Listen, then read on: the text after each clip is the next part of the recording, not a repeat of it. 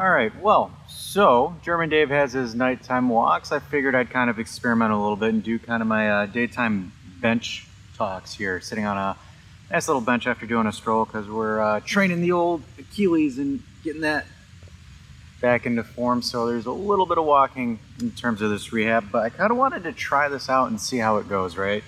Took my GoPro out of the basement and a little bit of a bench time talk. And one of the things that I kind of wanted to talk to you guys about is just player positioning on the field. I think that's just interesting to make some short videos on. I think maybe this will be a little bit of a pilot, a 5-minute clip on this, where we kind of talk about just overall positions that I've played on the field and some of my favorite positions that I like to play and some of my thoughts of the positioning that I've played in and just kind of getting to see where your guys' thoughts are. So I wanted to kick today's off with one of my hands-down favorite positions that I've ever played on the pitch, and no, it is not striker.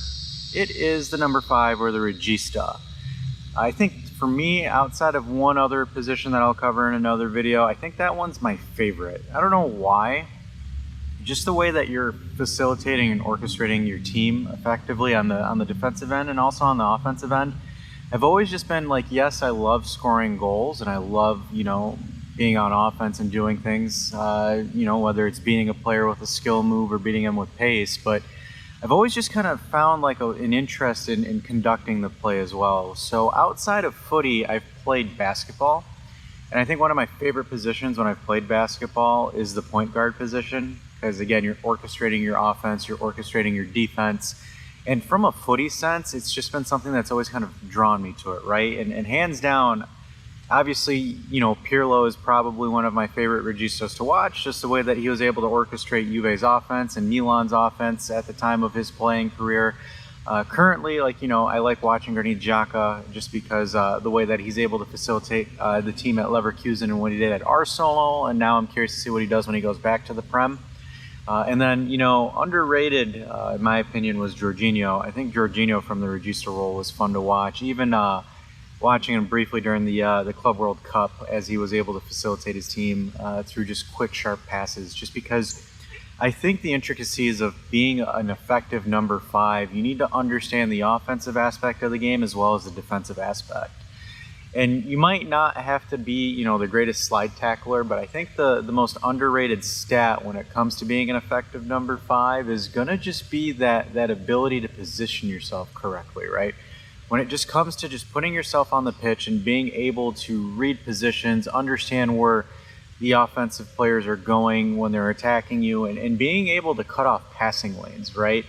And again, that's going to be one of the biggest percentiles or one of the biggest traits when you're looking at that kind of play style is you want to look and you want to see from the perspective of how am I intercepting passes? Am I reading the opposition's passing lanes correctly? Am I orchestrating it well? The idea is you're that cog in the middle that's effectively stifling the opposition's offense. And then that's one of the cool things that would always kind of draw me to it, where you need to have the eyes and the knowledge of a center back to be an effective Regista, in my opinion, where it is an unpopular opinion to a lot of people where they don't really think of it from that perspective, right? And then also from the offensive aspect, where here's where I have a lot of fun with it, right? Where you need to be able to transition the ball quickly. Like your idea is you need to know where you're going to play the ball before the ball gets to you as an effective 5. Whether it's understanding that the opposition has gaps in certain positions of the field, that's where you want to play the ball. And the other thing about it too, where I think that you need to be really effective with is just kind of illustrating your players where they need to go in that position, right? Or whether it's through body language or positioning or even hand signals, just kind of orchestrating and letting folks know that, hey, there's a gap of space. I'm playing the ball there. You better be there. And then again, with set pieces too, I've always been a fan of set pieces as well. So being able to play the ball perfectly into space and that long ball, that penetrating long ball is hands down one of my favorite things to do. Like I've hit 40-yard shots and 40-yard screamers, but really hitting that 40-yard pass and just getting it into position, I think is one of the best things you could physically do at the 5. And I mean, it's just a really fun position. And I think I've played some of my best footy as a 5. and kind of going from there. This is the first video of the positional series, Benchside Talks with Dash. I think we'll cover the number 10 next, or the winger. Not too sure yet, I'll think about it, but make sure you like and subscribe, and this is kind of your dive after hours in a dash.